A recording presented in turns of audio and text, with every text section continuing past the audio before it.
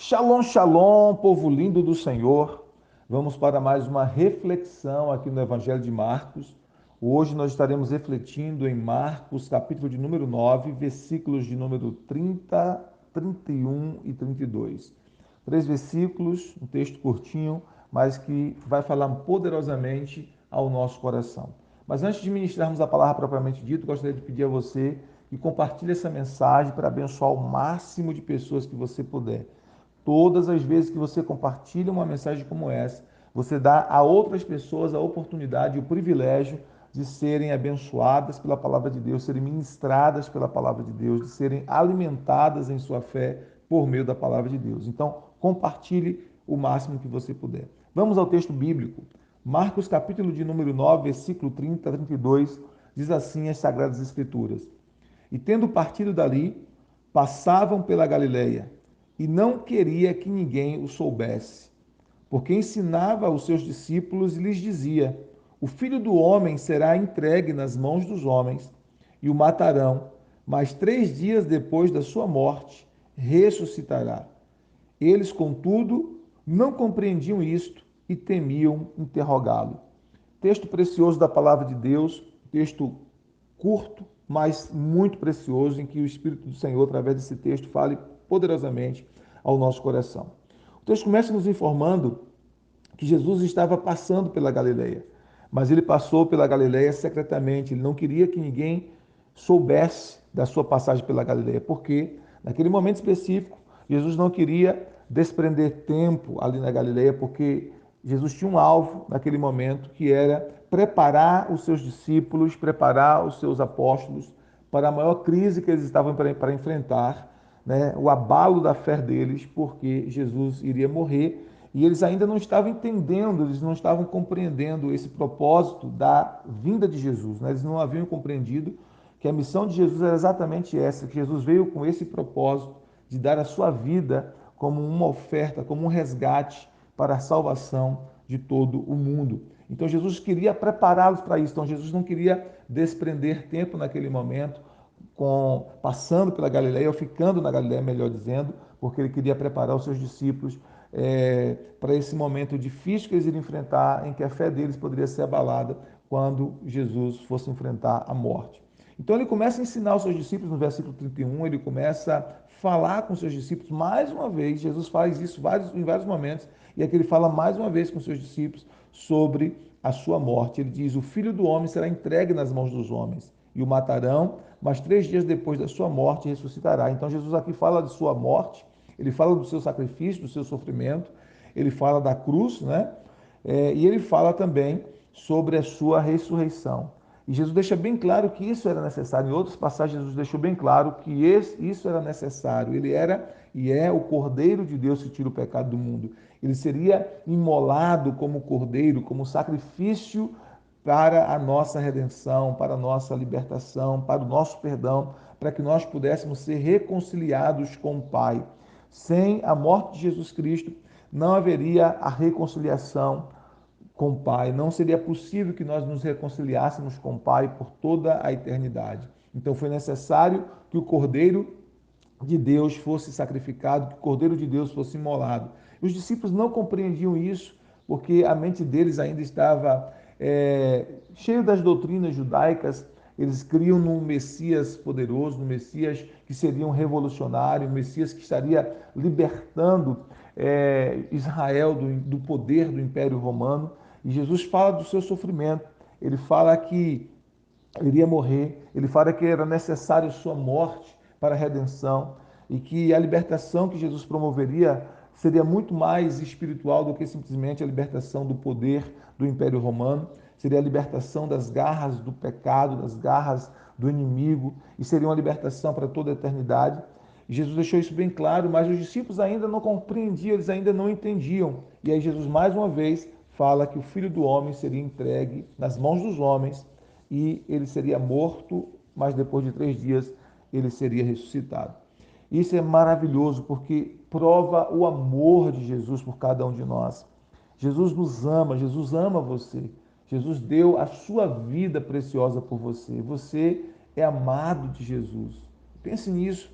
né? Se você tiver alguma dúvida, se o inimigo quiser lançar alguma dúvida no seu coração quanto ao fato de você ser amado, de que Deus se importa com você, só você pensar nesse texto, o próprio Senhor Jesus dizendo que ele iria entregar a sua vida, que ele iria dar sua vida, que a sua vida seria entregue nas mãos dos homens, que ele seria morto, mas que ele ressuscitaria, porque a morte não teve o poder de segurar Jesus na tumba, no túmulo. Jesus não foi preso pela morte. Jesus ressuscitou, né? Então a morte não foi capaz de prender Jesus. Então é interessante esse texto porque nos mostra o amor de Jesus por cada um de nós. Você é amado por Jesus, Jesus ama você, Jesus se importa com você.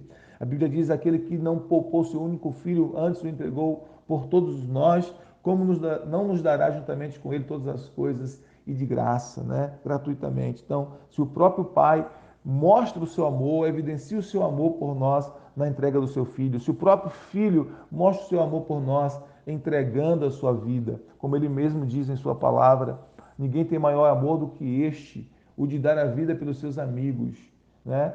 E ele chama os seus discípulos, chama cada um de nós de amigos quando nós fazemos o que ele deseja.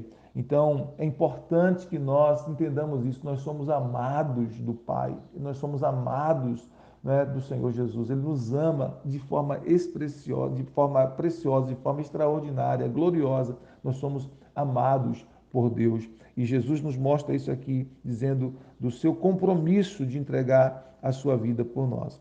E o texto diz então, no versículo 32, que os discípulos não conseguiam compreender isto e temiam perguntar a Jesus, temiam interrogá-lo. Então, muitas vezes, os discípulos mostraram incompreensão para as realidades espirituais. Infelizmente, muitas vezes nós também não compreendemos muitas das realidades espirituais. Por mais que Jesus fale com clareza e com nitidez, muitas vezes os nossos olhos ou os nossos ouvidos estão embaçados para a realidade espiritual. E nós precisamos pedir ao Senhor que abra os nossos olhos para que nós possamos ver, que abra os nossos ouvidos para que nós possamos ouvir, que nós possamos ter diante de nós a clareza da realidade espiritual descortinada, para que nós possamos entender qual foi e qual é o propósito de Jesus em ter vindo aqui na terra, dado a sua vida por nós, e qual é o nosso propósito nele, e que nós possamos ter o nosso coração curado pelo amor de Jesus. Se nós enfrentamos algum tipo de traumas, decepções com pessoas, rejeição, qualquer situação que feriu a nossa alma e que o inimigo usa como uma estratégia, como um argumento para tentar nos persuadir de que nós não somos amados, de que nós não somos queridos pelo Senhor. Nós possamos olhar para esse texto e para toda a revelação das Sagradas Escrituras, principalmente no Novo Testamento, e entender o quanto nós somos amados. Jesus prova o seu amor para conosco, Deus prova o seu amor para conosco, dando a vida do seu Filho. Então nós somos amados do Senhor.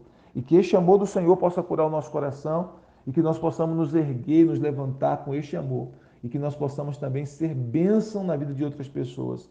Com o coração curado pelo amor de Jesus, entendendo o quanto Ele nos ama, nós possamos também ser instrumentos de cura para outras pessoas e nós possamos permitir que esse amor de Jesus por nós e em nós transborde para alcançar outras pessoas, ao ponto de que nós possamos, pela graça de Jesus, perdoar os nossos inimigos, amar os nossos inimigos, orar por aqueles que nos perseguem, nos criticam, falar bem daqueles que falam mal de nós e proclamar o Evangelho de Cristo, demonstrando esse amor prático para que vidas e vidas e vidas preciosas sejam salvas, sejam transformadas, sejam libertas, sejam curadas através do Evangelho de Jesus, do amor de Jesus em nossas vidas. Então permita que esse amor de Jesus, demonstrado ali na cruz, cure o seu coração, cure a sua alma, cure as suas feridas, para que você também seja um instrumento de cura, um instrumento de bênção, de transbordar de amor de Jesus para outras pessoas.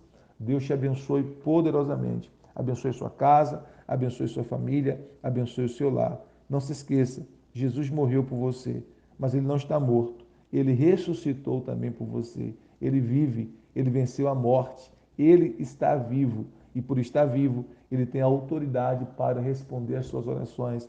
Ele tem autoridade nos céus e na terra para abençoar você, para salvar você, para resgatar você, para reconciliar você com o Pai, para transformar o seu coração. Ele tem autoridade para libertar você de qualquer opressão do mal. Ele tem autoridade para derramar sobre você amor em abundância. Creia nisso. Jesus ama você. Permita que o amor dele cure o seu coração e seja instrumento de bênção na vida de outras pessoas. Vamos orar? Pai, obrigado pela tua palavra. Nós te agradecemos por esse amor tão precioso do Senhor Jesus demonstrado ali na cruz por nós. A tua palavra diz que o Filho do Homem foi entregue nas mãos dos homens. Eles o mataram, mas depois de 3 dias ele ressuscitou, porque a morte não tinha o poder de prendê-lo na cruz, nem tinha o poder de prendê-lo no túmulo.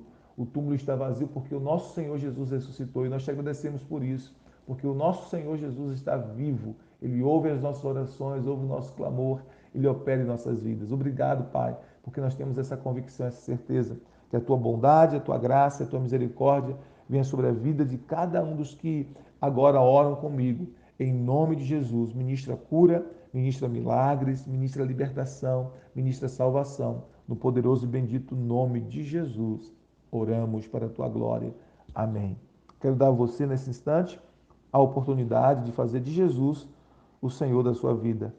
Diga comigo assim: Senhor Jesus, eu me arrependo dos meus pecados, entrego a Ti o meu coração, a minha vida. Quero fazer do Senhor o meu Senhor e o meu Salvador. Amém. Se você faz essa simples oração com fé em seu coração, creia, você experimenta agora o novo nascimento, o milagre da salvação. Deus te abençoe, Deus abençoe sua vida, sua família, poderosamente, no nome bendito de Jesus. Shalom, shalom, graça e paz.